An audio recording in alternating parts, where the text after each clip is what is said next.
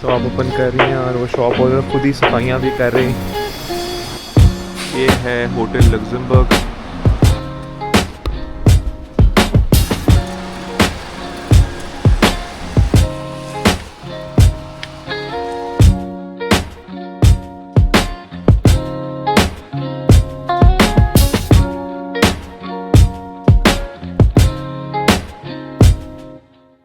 अल्हम्दुलिल्लाह नाश्ता कर लिया है। अब आपको सारा ये पार्क दिखाते हैं। इस जगह को बोलते हैं पैलेस डी लग्जमबर्ग या लग्जमबर्ग पैलेस भी। बिल्कुल बीच में जो मेरे पीछे बिल्डिंग थी जब मैं नाश्ता कर रहा था, वो सारा एक पैलेस है। अबाउट 1600 में ये बनाया गया था। उस टाइम की जो होंगे यहाँ के प्रिंस वगैरह, उनकी वाइफ ने बनवाया था ये अपने शौक़ से। और फिर आहिस्ता आहिस्ता उन्होंने इसका लैंड जो है वो एक्सपैंड किया और उसको फिर एक गार्डन में कन्वर्ट कर दिया। अब ये शायद यहाँ के किसी सैनेटर बॉडी होती है उनके पास है। तो बहुत खूबसूरत पार्क है। तकरीबन 22-23 एकड़ है if I am not wrong. और जगह जगह पे आपको जो है ना खूबसूरत किस्म के छोटे छोटे गार्डन्स भी नज़र आते हैं। बीच में ये देखें एक प्राइमरी स्कूल भी है। पता नहीं अब ये प्राइवेट है या फिर वैसे ही कोई NGO वगैरह है, क्या चीज़ है।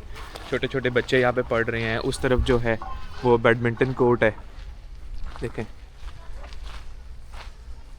अभी तो ये सराउंडेड है, हर तरफ जो है वो बड़ी बड़ी बिल्डिंग्स हैं और हल्का फुल्का शोर भी है।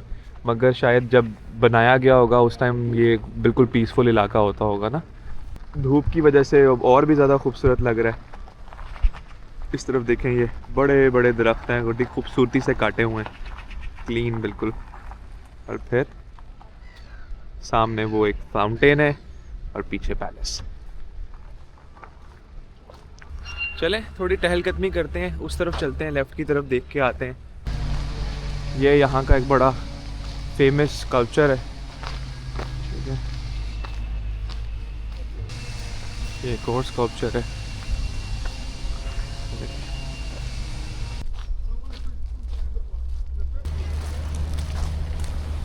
पार्क में उस तरफ से वॉक करते हुए आए तो हम सीन की तरफ से दोबारा एग्ज़िट करेंगे, यानी वो जो कनाल है, मेन कनाल यहाँ का, उससे हम लोग फिर दोबारा एग्ज़िट करेंगे और दूसरी तरफ चले जाएंगे। उस तरफ भी कुछ पार्क्स हैं, वो एक्सप्लोर करते हैं, क्योंकि मैंने जो ट्रेन लेनी है वो भी, ट्रेन स्टेशन भी इसी के करीब ही है। तो बस अब हम अगले कुछ घंटे जो है इसी एरिया में स्पेंड करेंगे। काफ़ी बड़ा सारा पार्क है, उसको भी एक्सप्लोर करते हैं चल के। तो जैसे कि मैंने आपको पहले भी बताया कि Paris as a city multiple islands में डिवाइड हुआ हुआ है और वो सारे फिर इस तरह ब्रिजेस से जो है कनेक्ट होते हैं। बीच में जो पानी चल रहा है उसको ये सीन बोलते हैं, सीन या सेन जो भी है। और ये इस तरह से कुछ दिखता है।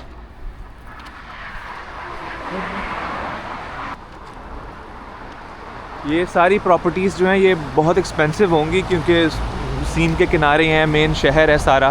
तो जहाँ पे ये सुपर एक्सपेंसिव फ्लैट्स हैं और अल्ट्रा रिच लोग रह रहे हैं, वहीं पे हम लोगों को ये होमलेस लोग भी नज़र आते हैं जिन्होंने अपने टेंट्स लगाए हुए हैं और ये भी रह रहे हैं। तो मेरी कोशिश होती है कि जितना कुछ हो सके सब दिखाऊं।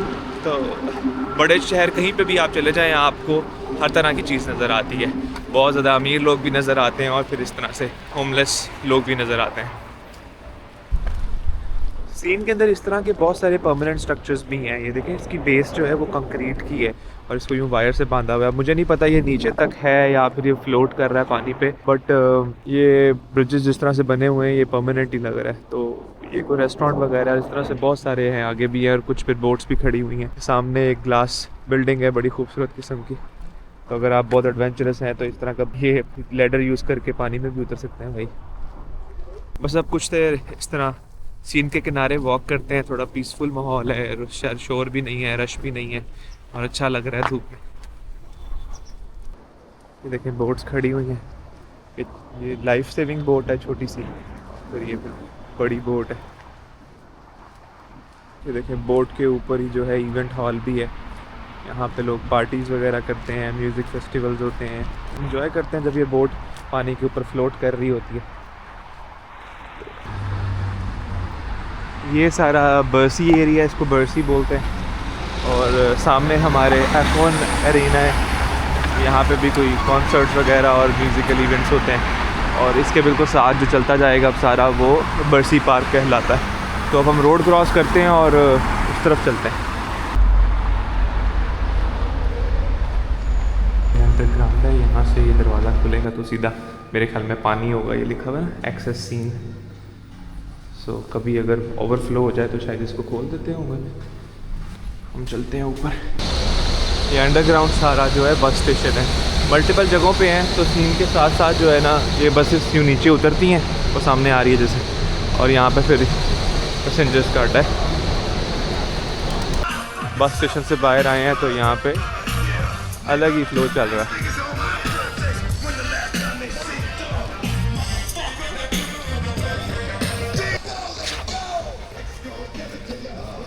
ये है सारा बर्सी पार्क। बस अब हम इस तरह स्ट्रेट चलते जाएंगे आगे तो हमारी नेक्स्ट डेस्टिनेशन और आज की फाइनल डेस्टिनेशन आ जाएगी।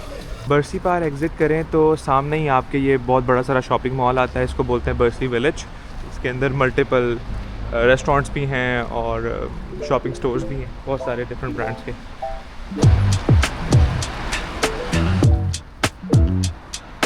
ये यहाँ की बाईसाइकिल पुलिस है। ये लोकल बसेस हैं, इनके ऊपर नंबर लिखा होता है तो आप मैप पे देख सकते हैं कि किस तरफ जा रही है। ये है सीमेंट्री वेलमी, यानी एक कब्रिस्तान है। ये कितना सन्नाटा है। और इसके बिल्कुल ऑपोजिट दूसरी तरफ रोड के ये है बहुत बड़ा पार्क, इसको बोलते हैं बोआड वेंसेन। अब इसके अंदर चलते हैं। बोआड वेंसेन के अंदर मल्टीपल छोटे छोटे सी लेक्स हैं, आई थिंक 4 टोटल लेक्स हैं इसके अंदर। ज़ू है, हॉर्स राइडिंग ट्रैक है, हंटिंग ग्राउंड है और पता नहीं क्या कुछ है। ये पेरिस का सबसे बड़ा पार्क है और इसकी हिस्ट्री बताती है कि ये पहले एक फॉरेस्ट का हिस्सा होता था, तो चूँकि ईस्टर्न साइड पे है शहर से, मतलब थोड़ा सा कॉर्नर पे करके है, तो जब पेरिस छोटा सा होता होगा, I mean Paris itself city छोटा होता होगा, तो ये वाकई एक जंगल ही होगा। इसके अंदर आई थिंक इसके करीब ही कहीं पे जो पुराना कोई फ्रेंच किंग था उसकी रेजिडेंस भी है, उसका मुझे नाम नहीं समझ आया क्या लिखा हुआ था।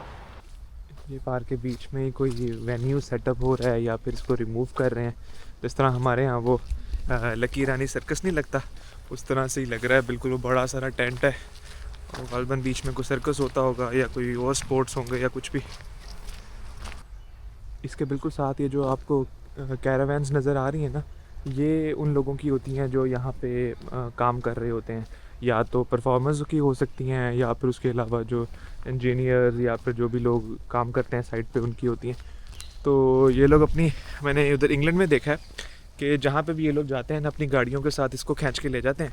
इसमें पूरा घर होता है, सेटअप होता है सारा कुछ, और जितने भी दिन उन्होंने यहाँ रहना होता है इसी के अंदर रहते हैं। इसके साथ छोटे छोटे जनरेटर्स भी होते हैं या सोलर पैनल्स होते हैं, तो इलेक्ट्रिसिटी भी होती है अंदर ही, टॉयलेट भी होता है, सारा कुछ होता है अंदर ही।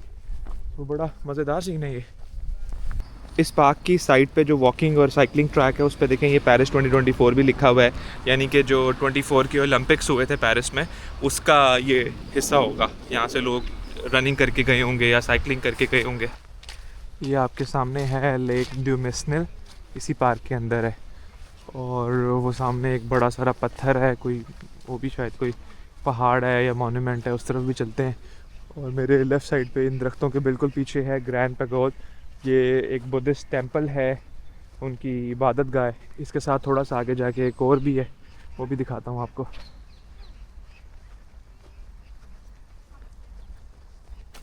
इस तरफ भी एक मॉन्यूमेंट है, इस तरह वो पहाड़ की थोड़ी सी चोटी है और उसके ऊपर उन्होंने वो बनाया हुआ है।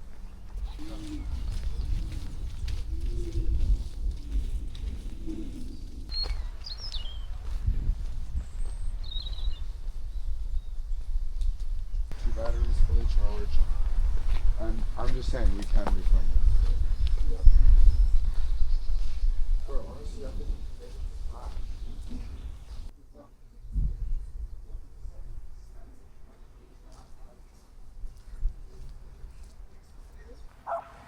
इस बड़े टेंपल को बोलते हैं ग्रैंड पैगोड, और इसके बिल्कुल साथ एक छोटा टेंपल है जिसका नाम कोशिगजांग है। इन दोनों के अंदर वो बुद्धिस्ट स्टैचूज पड़े हुए हैं जिनको ये लोग वर्शिप करते हैं ना। ये सारी की सारी एक सेंचुरी है, कॉर्डन ऑफ है, तो आप अंदर तो नहीं जा सकते, वरना हम ज़रूर जाते। बाकी अब यहाँ थोड़ी देर बैठते हैं और रेस्ट करते हैं और उसके बाद फिर ट्रेन स्टेशन जाएंगे। मैप पे देखें तो हम इस साइड से एंटर हुए हैं और बिल्कुल साथ ही जो है ना ये लेक थी और टेंपल था जिसको हमने अभी एक्सप्लोर किया है। इसके अलावा इतना सारा पार्क जो है ना हमने नहीं देखा, सो हमने लेस दैन 20% सारा पार्क देखा है। अब ये इतना बड़ा है कि इसको मैं आज की डेट में देख नहीं सकता, इसीलिए इंशाल्लाह फिर दोबारा आएंगे तो विज़िट करेंगे।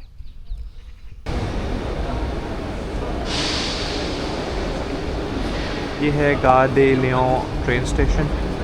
हमारी ट्रेन तकरीबन 2 घंटे बाद की है, तो उतनी देर बस अब वेट करते हैं, रेस्ट करते हैं। टांगें थक गई हैं सुबह से वॉक कर करके। कि बहुत बिज़ी ट्रेन स्टेशन है, यहाँ से आप क्रॉस फ्रांस कहीं पे भी जा सकते हो, या उसके अलावा मेरे ख्याल में इंटरनेशनल ट्रेन्स भी होंगी। हाई स्पीड ट्रेन है वो सारी मेरे लेफ़्ट साइड पे खड़ी हुई हैं, इलेक्ट्रिक होती हैं ये सारी। मैं बस अपनी ट्रेन ऑन बोर्ड करने लगा हूँ, तो आपको फिर ट्रेन दिखाते हैं। और उसके बाद ये मैंने टिकट स्कैन की है।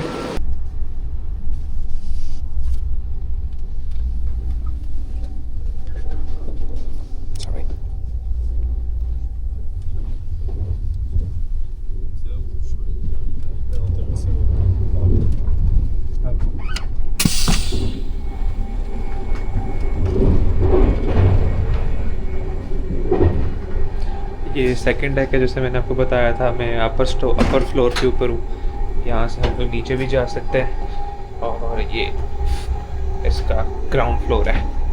ये कितने खुला डुला माहौल है, बड़े मज़े से खड़ा हुआ ट्रेन इस वक्त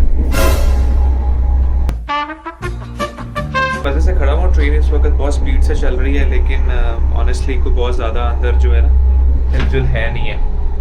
सो देखें आप आगे भी इस वक्त तो थोड़ी रोशनी अब कम हो गई है। ये टॉयलेट्स हैं, टॉयलेट देखें कैसे है, प्रीटी क्लीन। ये है सॉर्ट ऑफ लाउंज किचन या ओपन स्पेस। यहाँ पे आप पास एक रेस्टोरेंट भी, रेस्टोरेंट भी है जहाँ से कुछ खा पी सकते हैं। उसके अलावा मज़े से यहाँ पे बैठे हैं, गपशप लगाएं। काफ़ी एक्सटेंसिव मेन्यू भी है इनका, इसमें सैलड्स, क्लब्स और डिज़र्ट्स डिफरेंट तरह के, फिर ये ब्रोशे बन, बर्गर्स, डिफरेंट तरह की drinks, of course hot and cold, सारा कुछ अवेलेबल है। सो अच्छे से एंजॉय किया जा सकता है। ये up to 300 kilometres per hour की स्पीड से चलती है, which is very very fast. So इस तरह से करके सीन है, बड़ी मज़ेदार किस्म की ट्रेन है। And I would honestly suggest कि अगर आप यूरोप आ रहे हैं तो ज़रूर हाई स्पीड ट्रेन पे ट्रैवल करें, प्रेफरेबली बिजनेस क्लास में, सिर्फ एक्सपीरियंस के लिए सही। बाकी बस इसके साथ आज का व्लॉग ख़त्म करते हैं। इंशाल्लाह मिलेंगे आपसे किसी और वीडियो में। टेक केयर, अल्लाह हाफ़िज़।